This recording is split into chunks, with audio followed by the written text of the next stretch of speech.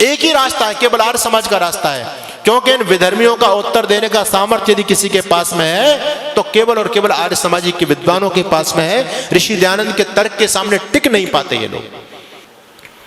4 प्रबल शत्रु आपको खत्म करने के लिए योजना बना रहे हैं। पहला शत्रु, और देखो उन लोगों ने जाल बिछा दिया है, हैरानी की बात ये, जाल बिछा दिया, और हम लोग सचेत नहीं है, हम शिकार उनके जाल में फंस चुके हैं। पहला शत्रु है इस्लाम, जो तलवार के बल पर आपको कन्वर्ट करता है, और भी अनेक प्रकार के प्रलोभन देकर के डरा धमका के कन्वर्ट कर रहे हैं लोग। और दूसरा शत्रु है ईसाईयत। आपको जानकारी होनी चाहिए, इस देश में एशिया का सबसे बड़ा मदरसा है, इस देश में एशिया का सबसे बड़ा चर्च भी बन रहा है। अरे हैरानी की बात है, एशिया का सबसे बड़ा मदरसा पाकिस्तान ईरान में होता तो कुछ बात समझ में आती, लेकिन हिंदुस्तान में हमारी छाती पर है, और वहां से हजारों प्रचारक हर साल तैयार किए जाते हैं इस्लाम को बढ़ाने के लिए। एशिया का सबसे बड़ा चर्च भी आपके पंजाब के अंदर जालंधर जिले के अंदर बन रहा है। मैं पूछना चाहता हूं आपसे, जहां से इनके धर्म के प्रचारक तैयार होंगे, वो एशिया के सबसे बड़े बड़े सेंटर आपके देश में खुल चुके हैं। 2 लाख जमातें इस देश में काम करती हैं, 1 लाख पादरी इस देश में काम करते हैं। दिन रात एक ही लक्ष्य है, हिंदुत्व को खत्म करना। क्या आपके वो भी सेंटर हैं इस देश में जहां से आपके धर्म प्रचारक तैयार होते हो? बताइए मुझे। जहां से आपके धर्म प्रचारक तैयार होते थे सारे के सारे गुरुकुल बंद, और बंद इसलिए हो गए हमारे उदासीनता के कारण। हम कोई भी व्यक्ति अपने बच्चों को गुरुकुल में पढ़ाना नहीं चाहता। हम तो स्वतः अपने आप खत्म होने के कगार पर पहुंच रहे हैं। हमारा समर्पण नहीं है जो समर्पण उन लोगों का अपने धर्म और संस्कृति के प्रति, हमारा बिल्कुल भी समर्पण नहीं है। 6,500 विद्यार्थी वहां रहते हैं। मैंने कुलपति से पूछा, इनका खर्चा कैसे करते हो, निःशुल्क चलाते हो आप? कहते हैं स्वामी जी, हमारे यहाँ एक रिवाज है, हमारे यहाँ रिवाज है कि गरीब से गरीब मुसलमान यदि 200 रुपए कमाता है तो शाम को 20 रुपए पहले हमारे दीन के लिए निकालेगा, उसके बाद फिर 180 रुपए का प्रयोग करेगा, उसके बाद पैसा प्रयोग करेगा, वो पहले नहीं कर सकता। और हम कहीं दान मांगने के लिए नहीं जाते, परिवार के हिसाब से, परिवार में जितने मेंबर हैं महीने के हिसाब से सबका दशांश ऑटोमेटिक हमारे पास में आता है। कोई व्यक्ति महीने में देके जाता है, कोई 2 महीने में देता, कोई 6 महीने में देके जाता है, अपने आप देकर के जाते हैं। एक रिक्शा चलाने वाला व्यक्ति भी इस बात का ध्यान रखता है। उनका समर्पण आप देखो। आप खूब कोठी बंगले बना रहे हो, संपत्ति जोड़ रहे हो, लेकिन आपका भविष्य अच्छा नहीं है। वो लोग आगे बढ़ते चले जा रहे हैं। मैं आपको डराने के लिए नहीं कहता, मैं आपको सावधान करने के लिए आज बताना चाहता हूं। ईसाईयत इतनी चरम सीमा पर फैल रही है। पहले आदिवासी क्षेत्रों में थे ये लोग, अब विकसित राज्यों की तरफ, पंजाब हरियाणा जो सबसे विकसित राज्य हैं, उनमें लोगों ने डेरा जमा दिया है, पूरी तरह से डेरा जमा दिया। गांव की गांव हरियाणा के अंदर कैथल जिले के अंदर एक गांव ऐसा है जो पहला गांव बन चुका है, और उस गांव के अंदर एक भी हिंदू नहीं बचा, सारे के सारे ईसाई हो गए, सारे के सारे ईसाई। 2 शत्रु प्रबल हैं जिन्होंने पूरी तरह से खत्म करने की योजना बना दी। यूरोप से आपको खत्म कर दिया, एशिया से आपको खत्म कर दिया। अब दोनों जो प्रबल शत्रु हैं आपके दुश्मन, ईसाईयत और क्रिश्चियनिटी, इन लोगों का ध्यान केवल भारत देश की तरफ है, और उन लोगों का ध्यान केवल आप हिंदू लोगों की तरफ है। दोनों में प्रतिस्पर्धा हो रही है कि कौन ज्यादा से ज्यादा हिंदुओं का सफाया करेगा, कौन इनको ज्यादा से ज्यादा ईसाई बना पाता है, या हम इनको मुसलमान बना पाते हैं। दोनों वर्ग बहुत बड़े टारगेट लेकर के आपके बीच में काम कर रहे हैं। तीसरा शत्रु है कम्युनिस्ट विचारधारा। ये इनसे भी ज्यादा घातक है, इनसे भी ज्यादा घातक इसलिए है कि हम इनको शत्रु समझते ही नहीं। क्रिश्चियनिटी और ईसाईयत को और इस्लाम को हम शत्रु मानते हैं, लेकिन ये जो कम्युनिस्ट विचारधारा है ये अंदर अंदर देश की जड़ों को खोखला कर रही है। उनसे भी ज्यादा खतरनाक है। इनका नाम शमशेर खां और ये नहीं मिलेगा, इनके नाम आपके ही नाम मिलेंगे, मारकंडे काटजू। नाम सुनकर के आपको लगेगा कि ये तो कोई ब्राह्मण है, अपना ही भाई है। नाम आपके हैं उनके, और काम सारे के सारे हिंदुत्व को खत्म करने के। और ये तो एजेंडा सबने अपना लिया है। पहले ईसाई मिशनरी जब इस देश में काम करती थी तो पहले धर्म परिवर्तन करते थे, नाम बदला करते थे। अब वो लोग भी सतर्क और सावधान हो गए। वो लोग अब नाम नहीं बदलते, क्योंकि नाम बदलेंगे तो लोगों की आंख खुल जाएंगी, अरे हमारे इतने भाई कन्वर्ट हो गए, ईसाई बन गए। तो नाम वही रखते हैं, लेकिन अंदर से धर्म परिवर्तन करा देते हैं। जिससे हम लोग गफलत में सोते रहे। आप लोगों ने छत्तीसगढ़ के मुख्यमंत्री होते थे, नाम था अजीत जोगी। नाम सुनकर के आपको क्या लगता है जी, कौन होगा? अजीत जोगी। आपको लगेगा कि हमारे आदित्यनाथ योगी का ही भाई होगा अजीत जोगी को। नाम हिंदुओं जैसा उस व्यक्ति का, लेकिन व्यक्ति कौन था? ईसाई, पक्का ईसाई। उस व्यक्ति ने सत्ता में रहते रहते लाखों लोगों को कन्वर्ट किया, और जब वो व्यक्ति मर गया तो ईसाई रीति रिवाज के द्वारा उसको दफनाया गया, उसका अंतिम क्रियाकलाप किया गया। मैं आपको बताना चाहता हूं, पंजाब के मुख्यमंत्री होते थे चरणजीत सिंह चन्नी, स्वाफा भी बांधते थे, साफा लगते थे, सरदार जी हैं, लेकिन कौन थे? क्रिश्चियन। यानी हम लोगों को गफलत में रखने के लिए। और मैं कहना चाहता हूं आपसे, एक व्यक्ति है इस देश में जिसको हमारे बहुत सारे भाई बंधु देश का प्रधानमंत्री बनाना चाहते हैं। नाम क्या है जी? राहुल गांधी। ठीक है, हो सकता है मेरी बात से लोगों को कुछ मिर्च भी लगे। नाम है राहुल गांधी, लेकिन कौन है? धर्म से बताओ मुझे, क्या धर्म है उस व्यक्ति का? है वो ना मुसलमान ना ईसाई, वो तो वर्ण संकर खिचड़ी है। उसके दादा परदादा कभी मुसलमान थे, फिर उसकी मां ईसाई थी, वो हिंदू तो है ही नहीं। लेकिन हैरानी की बात यह कि हिंदू उसको प्रधानमंत्री बनाना चाहते हैं। यानी हम जरा भी नहीं सोचते, जब इस ईसाई इस देश की सत्ता को अपने हाथ में लेगा, वो ईसाइयत को बढ़ावा देगा, हिंदुत्व को बढ़ावा देगा। ये सोचने की बात है। हम अपने स्वार्थ में इतने ज्यादा अंधे हो रहे हैं, आज राजनीतिक स्वार्थों में इतने अंधे हो रहे हैं। कोई अगर राजनीतिक पार्टी देश के लिए अच्छा काम भी करे, हमको उसका विरोध जरूर करना है। अभी इस देश की केंद्र सरकार ने एक योजना निकाली, अग्निवीर की योजना निकाली। लोगों के पेट में दर्द हो रहा है, राजनीतिक लोगों के पेट में दर्द हो रहा है, आने वाले भविष्य को नहीं देख पा रहे। मैं आपको आगाह करना चाहता हूं, इस देश में भयंकर गृह युद्ध होने वाला है, टल नहीं सकता, अवश्य में भावी है, रुकेगा नहीं वो। और उसकी उन लोगों ने तैयारी कर रखी है पूरी तरह से। उनका छोटा छोटा बच्चा बम चलाने में, पत्थर फेंकने में, तलवारबाजी में, चैनबाजी में एक्सपर्ट है। उनकी लड़कियां भी एक्सपर्ट हैं। आपके बच्चे क्या जानते हैं? एक ही बच्चा है आपके पास में, उनके 17 वो तो कहते हैं, 2-4 मर भी गए, फिर भी हमारे पास 11-15 तो फिर भी बचते हैं। कोई हमको चिंता वाली बात नहीं। उनका बच्चा बच्चा एक्सपर्ट है। हमारे आदरणीय जो बुद्धिमान राजनेता लोग हैं, उन्होंने सोचा कि हम भी अपने बच्चों को कम से कम ये जो है आत्मरक्षा का चीज तो सिखाई दे। जब देश के हालात बदलेंगे तो कम से कम स्वयं की रक्षा कर पाएंगे, अपनी बहन बेटी अपने बच्चों की रक्षा तो कर सकते हैं वो लोग। इसके लिए अग्निवीर योजना चलाई गई कि हर एक बच्चे को सैनिक शिक्षा दी जाए। अच्छी योजना है, इसका विरोध नहीं करना चाहिए, इसका सम्मान करना चाहिए। हर बच्चे को यह सैनिक शिक्षा मिले, क्योंकि आने वाला समय बहुत भयंकर है। आपके घर में लाठी तक नहीं है, आपका बच्चा कुछ जानता ही नहीं है, आप कैसे उन विधर्मी लोगों से टकराओगे? एक सज्जन कहने लगे, अब हमको AK-47 रखनी पड़ेगी, बंदूक रखनी पड़ेगी, भाला रखना पड़ेगा, अपने घर में फरसा रखना पड़ेगा, लाठी रखनी पड़ेगी। अरे मैंने कहा, इतने हथियार के नाम तुमने गिना दिए, इन हथियारों को चलाएगा कौन? कोई चलाने वाला है तुम्हारे पास में? एक बच्चा है, उसको हमने क्या बनाना चाहते हैं? उसको DM बनाना चाहते हैं।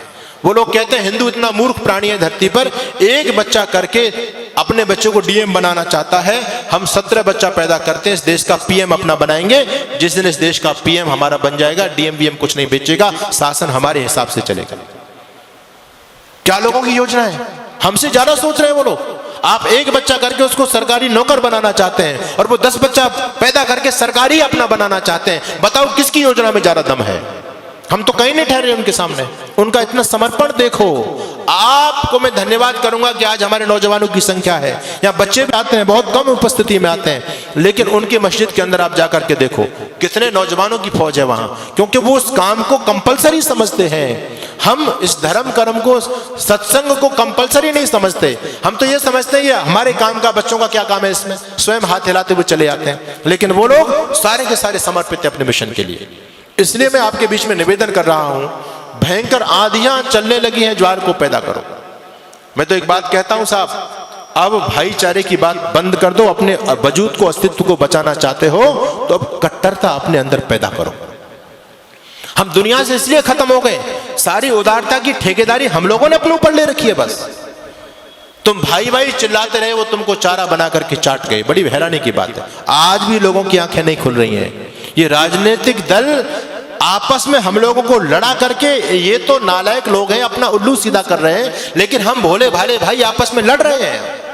उनके षड्यंत्र को नहीं समझ पा रहे हम पूरी तरह से। आप लोगों को अभी उदयपुर में जो हुआ, एक केवल ट्रेलर देखा है, फिल्म चलनी बाकी है। द कश्मीर फाइल आपने देखी है, ये 30 साल पहली घटना है। अगर इसी प्रकार से सोते रहे तो 30 साल बाद देखना गली गली में कश्मीर फाइल चलेगी। अभी उनकी आबादी केवल 25% है सरकारी आंकड़े के हिसाब से, और 25% रहने के बावजूद भी वो आपको सड़कों पर नहीं निकलने देते। रामनवमी का जुलूस नहीं निकाल सकते आप, हनुमान जयंती का जुलूस नहीं निकाल सकते आप। निकालने का प्रयास किया, क्या स्थिति हुई। आपके राजस्थान में बहुत सारे जिले हैं, आप वहां जाकर के देख लीजिए। हम 26 जनवरी 15 अगस्त पर तिरंगा यात्रा नहीं निकाल सकते। अभी वो केवल 25% है, तब आपको सड़क पर नहीं निकलने दे रहे हैं। जिस दिन 40 और 50% हो जाएंगे, आप लोग क्या सोचते हैं कि आपको अपने घर में रहने देंगे? वो संभव ही नहीं है। अपने अतीत के पन्नों को पलट करके देखो, क्या हुआ है। सब कुछ तुम्हारा छिन गया, पूरा अस्तित्व छिन गया तुम्हारा। इसलिए आज जागरूक होने की बात है। मैं तो एक बात कहा करता हूं, पत्थर के संग रहना है तो फिर पत्थर बनना होगा। पत्थर के संग रहना है तो फिर पत्थर बनना होगा। धर्म बचाना चाहते हो तो फिर कट्टर बनना होगा, वरना कुछ सालों में घर में चिट्ठी बांटी जाएंगी। वरना कुछ सालों में घर में चिट्ठी बांटी जाएंगी, करो कबूल इस्लाम, नहीं तो गर्दन काटी जाएंगे। लोगों की पूरी योजना है। जगाना मैं आपको चाहता हूं, मेरा कर्तव्य है, सन्यासी हूं। इस समाज की 2 रोटी हम खाते हैं तो समाज की सुरक्षा करने का दायित्व भी हमारे ऊपर है। इसलिए हम इस बात को कहते हैं, पूरी दमंग के साथ में कहते हैं इस बात को। तीसरा शत्रु है आपका कम्युनिस्ट विचारधारा। अंदर अंदर से पूरा घपला कर दिया, खत्म कर दिया हिंदुत्व को। और इन्होंने इतिहास के अंदर इतना बड़ा घालमेल किया है, मतलब ऐसी बेकार की बातें इतिहास के अंदर डाल दी गई है, बेसिर पैर की बातें। उन्हीं बातों को लेकर के हम लोगों को आपस में उन लोगों ने काट दिया। कितना बड़ा षड्यंत्र चल रहा है। हम उनके उन संदर्भों को समझ नहीं पा रहे, आपस में काटने का प्रयास चल रहा है। मैं आपको एक उदाहरण देता हूं। अभी मैं गया राजस्थान के अंदर, चुरू जिले के अंदर गया कार्यक्रम में, तो मैंने वहां पर शिव मंदिर में मेरा कार्यक्रम था। मैंने आयोजक लोगों को कहा कि भैया ज्यादा से ज्यादा लोगों को एकत्रित करो। लोग, गांव के लोग जब गांव में पहुंचे, उस गांव के अंदर कुंभकार जाति के, कुम्हार जाति के लोग ज्यादा थे, जो अपने आप को प्रजापति कहते हैं। तो उन लोगों ने जब जाकर के लोगों से निवेदन किया कि महाराज जी जयपुर से आए और आप लोगों को पहुंचना है, तो कहा कि महाराज जी का कार्यक्रम कहां पर है? बोले जी शिव मंदिर के अंदर है। तो उन लोगों ने कहा कि भैया अगर शिव मंदिर के अंदर है तो हम महाराज जी के कार्यक्रम में नहीं जा सकते। क्यों नहीं जा सकते? क्या तुम हिंदू नहीं हो? कहते हिंदू तो हैं। क्या भगवान शिव को नहीं मानते? बोले बिल्कुल नहीं मानते। आयोजक लोगों ने पूछा तुम किस बात के हिंदू हो, कैसे हिंदू हो जो शिव को नहीं मानते हो? तो जानते हो वो लोग क्या कहते हैं? वो कहते हैं जी हम हिंदू तो हैं लेकिन शिव को इसलिए नहीं मानते क्योंकि शिव ने हमारी जाति के दक्ष थे, दक्ष प्रजापति, है ना। दक्ष तो प्रजापति वैसे थे, वो तो राजा थे, उस समय तो कोई जातिवाद था ही नहीं। वो कहते हैं शिव ने हमारी जाति के जो दक्ष थे उनका वध कर दिया था, तो शिव ने तो हमारी जाति के व्यक्ति को मार दिया, हम शिव की पूजा कैसे करेंगे? देखो कहां से कहां इन धूर्त लोगों ने तारतम्य जोड़ा और हमारे एक वर्ग को हमसे अलग करने में सफल हो गए। और हमारे मूर्ख इस बात को समझ नहीं पाए, अरे ये जातिवाद तो अब फैल गया। उस समय कौन सा जातिवाद था? प्रजापति कहते हैं राजा को जो प्रजा का पालन करता है। शिव जी ने दक्ष जी को मारा होगा, वो दक्ष को कुमार थोड़ू थे, वो तो प्रजापति थे। प्रजापति टाइटल तो तुमने अब लगाया है, हमारे एक वर्ग को हमसे अलग कर दिया। मैं पूर्वी उत्तर प्रदेश में गया, वहां नारा लगता है राम नहीं हत्यारा है, शंभुक ऋषि को मारा है। एक मनगढ़ंत कहानी हमारी वाल्मीकि रामायण में डाली इन लोगों ने। और कहानी क्या है कि एक शंभुक ऋषि नाम के व्यक्ति थे, शंभुक थे, उनका नाम था शंभुक, और वो ऋषि थे। वो तपस्या कर रहे थे तो भगवान राम ने अपना तलवार लेकर के उसकी गर्दन काट दी, क्योंकि इस देश में शूद्रों को तपस्या करने का अधिकार नहीं था। राम ने अत्याचार शूद्रों पर किया, तो उन हमारे शूद्र जो अपने आप को शूद्र कहते हैं, उन भाइयों को बेकार की बातें इन लोगों ने उनके दिमाग में डाल दी और वो राम से अलग कर दिए। वो कहते हैं हम राम की पूजा नहीं करते, राम नहीं हत्यारा है, शंभुक ऋषि को मारा है, शंभुक ऋषि हमारी जाति का था, हमारे शंभुक ऋषि का वध कर दिया, इसलिए हम राम की पूजा नहीं करते। देखो कहां इन लोगों की चाल चल रही है। आपके जितने भी धर्म ग्रंथ हैं, कोई भी धर्म ग्रंथ शुद्ध रूप में नहीं बचा है, मेरी बात को गंभीरता से लेना। मनुस्मृति को ले लो, गीता को ले लो, रामायण को ले लो, महाभारत को ले लो, किसी को ले लो, सब में बहुत बड़े पैमाने पर मिलावट है। पहले इन धूर्त लोगों ने आपके धर्म ग्रंथों में मिलावट की, अब जब वो मिलावट हमारे समाज में रस बस गई तो उन्हीं मिलावट के अंशों को लेकर के हमारे सामने सीना तान करके खड़े हैं। बोले हमसे शास्त्रार्थ करो, तुम्हारा धर्म तो ऐसा था, तुम्हारा ब्रह्मा तो ऐसा था जो अपनी लड़की के साथ बलात्कार उसने किया। क्या क्या बकवास हमारे बच्चों को बताया जा रहा है। ये सारा का सारा एक षड्यंत्र चल रहा है तुमको खत्म करने का। चार शत्रु हैं, चार शत्रु। तीसरा शत्रु जो कम्युनिस्ट विचारधारा है, ये सबसे ज्यादा घातक है। अब तक जितने भी संवैधानिक पद थे, उन संवैधानिक पदों पर ज्यादातर ये धूर्त लोग बैठे थे। इन लोगों ने ऐसे गंदे गंदे कानून इस देश में पारित किए, शिक्षा का पूरी तरह से सत्यानाश इन लोगों ने कर दिया। एक उदाहरण नहीं, आजकल देखो इतना ज्यादा हिंदू समाज गफलत में सोया हुआ है, वो जागने के लिए तैयार नहीं है। एक संगठन दुनिया में ऐसा है जो आपको बचाना चाहता है, जो जगाना चाहता है, जिसके पास हर समस्या का समाधान है। उस संगठन का नाम आर्य समाज है। लेकिन लोग आर्य समाज की बात ही नहीं मानते, कहते हैं जी खंडन मंडन करते हैं। अरे हम खंडन मंडन नहीं करते, हम आने वाली चुनौतियों को पहचान रहे हैं, आने वाले भविष्य को देख रहे हैं। जहां जहां आपको मारने की योजना है, आपको जागरूक करना चाहते हैं कि यहां से सतर्क और सावधान हो जाइए, नहीं बच नहीं पाओगे। तुम्हारे धर्म ग्रंथों में कितनी मिलावट की गई, तुम उनका उत्तर नहीं दे सकते। आर्य समाज के बदौलत तुम बचे हुए हो, इस बात को भूलना नहीं। पंडित मदन मोहन मालवीय इस बात को कहते थे, आर्य समाज ही नहीं थे, हिंदू समाज के बहुत बड़े लीडर थे, नेता थे। वो उस बात को कहते थे, जब आर्य समाज दौड़ता है तो हिंदू समाज चलता है, आर्य समाज चलता है तो हिंदू समाज बैठ जाता है, आर्य समाज बैठ जाएगा तो हिंदू समाज सो जाएगा, और यदि आर्य समाज सो गया तो हिंदू समाज पूरी तरह से दुनिया से खत्म हो जाएगा। ये वक्तव्य होता था पंडित मदन मोहन मालवीय का। मैं निवेदन आपसे यह करना चाहता हूं, आज आपका जो वजूद बचा है इस देश के अंदर, और जहां जहां हमारी सनातन संस्कृति आज यदि बची हुई है, तो उसका सीधा की सीधा श्रेय यदि किसी को जाता है तो आर्य समाज और महर्षि दयानंद सरस्वती को जाता है। अगर ऋषि दयानंद नहीं होते, पथिक जी एक भजन लिखते हैं, अगर स्वामी दयानंद ना हमारा ना खुदा होता, न हम होते न तुम होते न कस्ती का पता होता। या तो हमारे गले में क्रॉस पड़ा होता, हम क्रिश्चियन बन गए होते, या फिर हमारे सिर पर गोल गोल टोपी होती, लंबी दाढ़ी होती, मुसलमान बन गए होते। अरे तुम हिंदू कहलाने वालों, यदि तुम बचे हुए हो तो केवल ऋषि दयानंद की कृपा से बचे हुए। स्वामी दयानंद से पहले हिंदू समाज की क्या स्थिति थी? पंडित सूर्यकांत त्रिपाठी निराला इस बात को लिखते हैं। वो कहते हैं हिंदू तो एक फुसफुसिया जाति था, फुसफुसिया जीव था। फुसफुसिया समझते हो? फुसफुसिया किसको कहते हैं? फुसफुसिया कहते हैं एक ऐसा प्राणी होता है, ऐसा जंतु होता है फुसफुसिया, जिसके शरीर में रीढ़ की हड्डी नहीं होती, ये फुसफुसिया है। अच्छा, जिसके आपके शरीर में रीढ़ की हड्डी नहीं होगी, आपका शरीर किस काम का? आप खड़े नहीं हो सकते। तो ऋषि दयानंद से पहले हिंदू समाज केवल फुसफुसिया था। हमारे धर्म पर, हमारी संस्कृति पर कोई विधर्मी आघात कर देता था, हमारे पास कोई उत्तर नहीं बनता था, ही करके दांत फाड़ करके रह जाते थे। उनका कोई हम सामने नहीं टकरा सकते थे। आज ऋषि दयानंद की कृपा है, हम खुल करके बोलते हैं, विधर्मियों के सामने खुल करके बोलते हैं, अरे आओ हमसे शास्त्रार्थ करो। तुम हमारे धर्म ग्रंथों पर आक्षेप करते हो, ये हमारे धर्म का स्वरूप बिल्कुल है ही नहीं। ये काम ऋषि दयानंद सरस्वती ने किया है।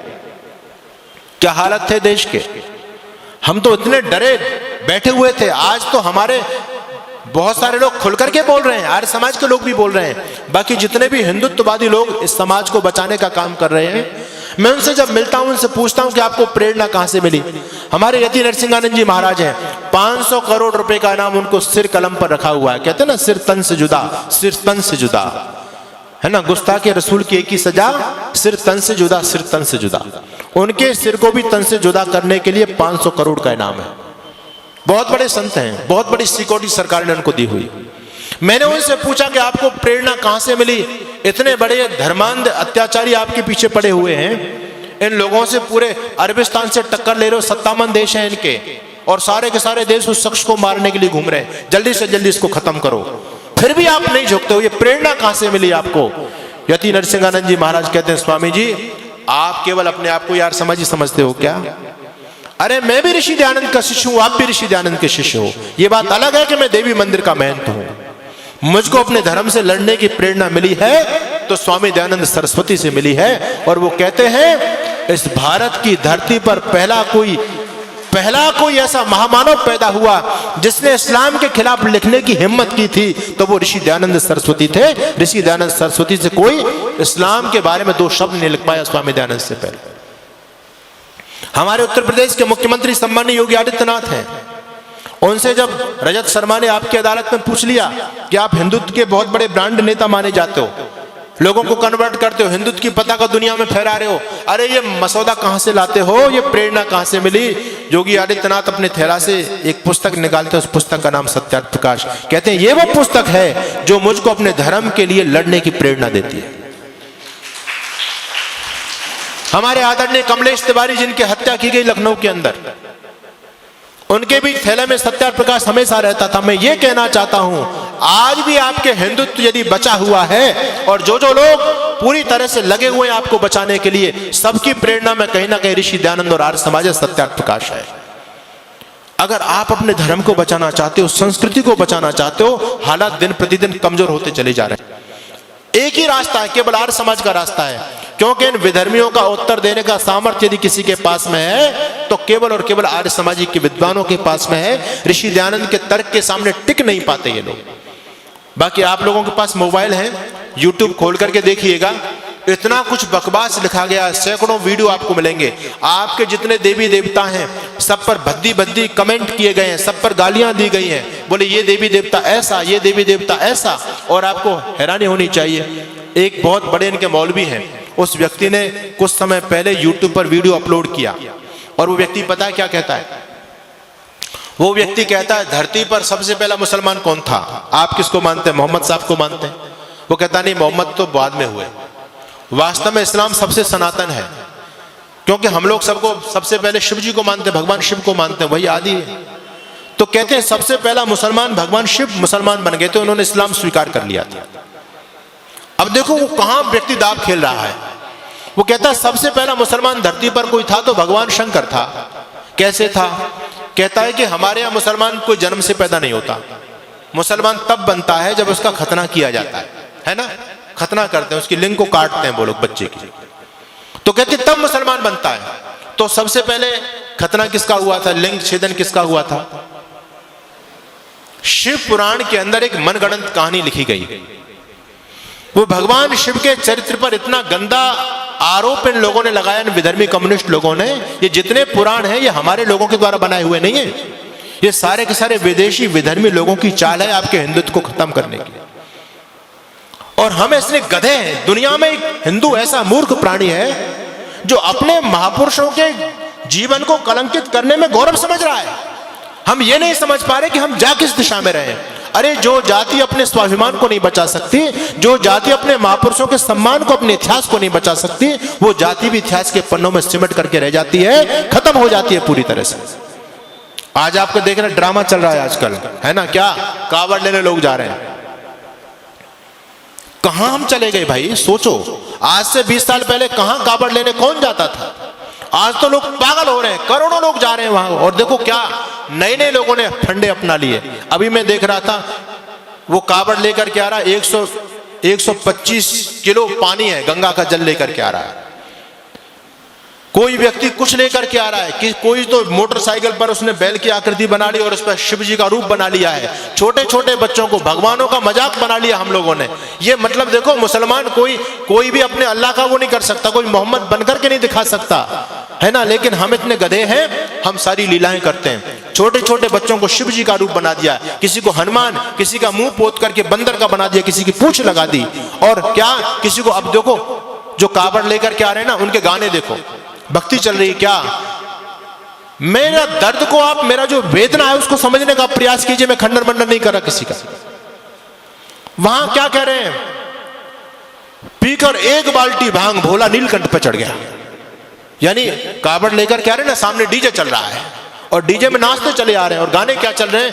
पीकर एक बाल्टी भांग भोला नीलकंठ पे चढ़ गया और भोला न्यू मट गया, भोला न्यू मट के इनके गाने चल रहे हैं। अब बताओ तुम्हारे संस्कृति धर्म कैसे बचेगा? ये हिंदू ऐसा मूर्ख है जो खुद अपने हाथों से अपनी संस्कृति में आग लगा रहा है। अपने महापुरुषों के सम्मान को नहीं हम बचा पा रहे हैं। सुन गणेश की महतारी, शिव जी कह रहे हैं पार्वती से, वो क्यों भांग पीने वाले थे ना वो। अब जिनके देवता भांग पीता हो, कोई शराब पीता हो, कोई मांस खाता हो, कोई व्यभिचार करता हो, अरे वो जाति बचेगी क्या? जब हमारे देवता ही, हमारे महापुरुष ही पतित हो गए तो तुम कैसे बचोगे? शिव जी का ये चरित्र नहीं था। शिव जी महान योगी थे, लेकिन जो भंगेड़ी थे, गंजेड़ी थे, जो नशाबाज लोग थे, उन्होंने अपने सपोर्ट के लिए शिव जी को बदनाम कर दिया। सुन गणेश की महतारी तुम घोटो भांग हमारी, गाने चल रहे साहब और खुश हो रहे हैं लोग, मूर्ख गागा करके खुश हो रहे हैं। शिव जी कहते हैं पार्वती से, सुन गणेश की महतारी तुम घोटो भांग हमारी। पार्वती जी कहती है मैं ना घोटू भांग थारी, मैं तो नहीं घोटती। शिव जी उस पर जोर दे रहे, नहीं तुम घोटो भांग हमारी। पार्वती मना करती है, तो गाना क्या बजा रहा है वो डीजे वाला। तो पार्वती जब परेशान हो गई ना, शिव जी नहीं मान रहे, बार बार फोर्स कर रहे हैं उसको, तो कहती है मैं मायके चली जाऊंगी, तू देख तो रही हो। ये हो रहा है। भगवान कृष्ण जैसा योगी, और आज हमने उसको क्या बना दिया, महान पतित व्यक्ति, दुनिया का सबसे निकृष्टतम। यदि किसी को चरित्र को देखना चाहते हो पुराणों के आधार पर, तो आपको कृष्ण का चरित्र मिलेगा।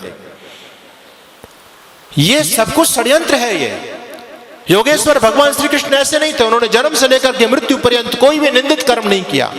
लेकिन इस भागवत पुराण काल ने भगवान कृष्ण पर वो गंदे गंदे लांछन लगाए हैं। ऋषि दयानंद की आत्मा रो पड़ी, और देखो ऋषि दयानंद क्या लिखते हैं। हम पर तो साहब ये आरोप लगाया जाता है कि आर्य समाज के लोग राम और कृष्ण को नहीं मानते। मैं उनको जवाब देना चाहता हूं, अरे यदि वास्तव में राम और कृष्ण को सही स्वरूप में कोई समझ पाया है तो आर्य समाज समझ पाया है। राम और कृष्ण के गौरव को, सम्मान को यदि किसी ने बचाने का काम किया है तो केवल और केवल आर्य समाज ने उनके सम्मान को बचाने का काम किया है। विधर्मी लोगों ने, इन मुसलमान लोगों ने एक पुस्तक लिखी, पुस्तक का नाम था कृष्ण तेरी गीता जलानी पड़ेगी। और उस पुस्तक में भगवान कृष्ण के चरित्र को लेकर के गंदी गंदी बातें लिखी गई। ये जितने भी भागवताचार्य घूमते हैं, ये लीलाएं करते हैं कृष्ण की, किसी में हिम्मत नहीं हुई कि विधर्मियों के द्वारा जो आक्षेप भगवान कृष्ण के चरित्र पर किए गए, कोई भी माइक आला उनके प्रश्न का उत्तर दे दे, किसी की हिम्मत नहीं हुई। चाहे वैसे हरे कृष्ण ये लोग खूब रटते हों, लेकिन किसी में हिम्मत नहीं थी। वेदना हुई आर्य समाज को। तब आर्य समाज के विद्वान थे पंडित चमुपति जी महाराज, उन्होंने कलम उठाई और कहने लगे देखो हम अपने कृष्ण के सम्मान को गिरने नहीं देंगे। पंडित चमुपति ने पुस्तक लिखी जिसका नाम था रंगीला रसूल, और वो कृष्ण तेरी गीता जलानी पड़ेगी उस पुस्तक का उत्तर लिखा था उन्होंने। जो उनका रसूल था ना मोहम्मद, उसका जीवन कैसा था बिल्कुल पंडित चमुपति शर्मा ने लिख करके लिख दिया, बता दिया समाज में। अब पुस्तक तो लिख दी, लेकिन कोई माइकाला उस पुस्तक को छापने के लिए तैयार नहीं। कौन छापे, कौन अपने सिर को कटवाए विधर्मी लोगों से? किसी की भी हिम्मत नहीं हुई। जो कहते हैं ना आर्य समाज के लोग कृष्ण को नहीं मानते, अरे कोई नहीं आया था। तब कृष्ण के सम्मान को बचाने के लिए आर्य समाज के विद्वान आए थे। पंडित चमुपति मैंने पुस्तक लिखी थी और उस पुस्तक को छापने के लिए कोई तैयार नहीं हुआ। तब आर्य समाज के विद्वान महाशय राजपाल तैयार हुए, उनकी खुद की प्रेस थी। महाशय राजपाल कहते पंडित जी तुमने अपना काम कर दिया, अब छापने का काम मैं करूंगा, जो अंजाम होगा देखा जाएगा, तुम चिंता मत करो। आज भी राजपाल एंड सन्स के नाम से प्रकाशन चलता है उनका। पंडित राजपाल ने वो पुस्तक छापी और आप लोग जानते हो अंजाम क्या हुआ? पंडित राजपाल जी की हत्या हुई। आर्य समाज ने कितना बलिदान दिया है साहब। आज भी मैं कहना चाहता हूं इस देश को, संस्कृति को बचाना चाहते हो तो ऋषि दयानंद के झंडे के नीचे आ जाओ।